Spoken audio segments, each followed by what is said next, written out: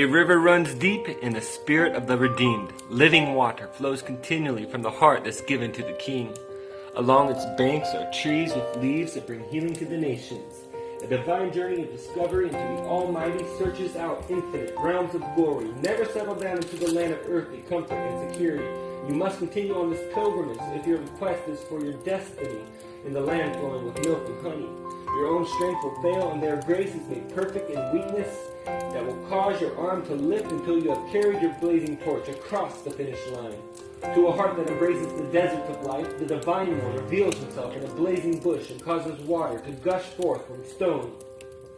There in your wilderness, the heart is exposed fully, hopefully revealing your readiness to receive his kingdom promise in fullness. Steadfast and faithful, endure the strippings until in nakedness, shameless, you're caught into the paradise of blissful ecstasy, intimacy between you and Almighty.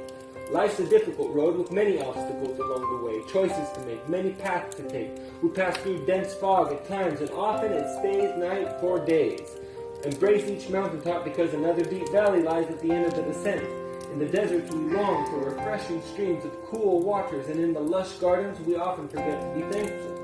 We may enjoy feasting in abundance while at the same time in another part of the world a mother watches her children starve to death. There is beauty in suffering, and hope of redemption remains a light in our hearts through the darkest hours. Let's always rejoice in the provision and blessing from the Lord, but never forget the millions drowning in sorrows and need, who are always reaching for a helping hand to stop for them and lift them up. The joy of the Lord is my strength, but my heart aches with deep groaning for my fellow men who are in the grips of the evil one. The peace of the Lord guards my heart and mind at all times, but I cannot settle until at least everyone has received an invitation to the wedding feast. In tragedy, God is always present to comfort all who reach out to him. Let us never turn a blind eye to the poor, the orphan, and the widow. We cross paths with people each day that put on a smile while inside they're hurting and possibly making a plan to end it all.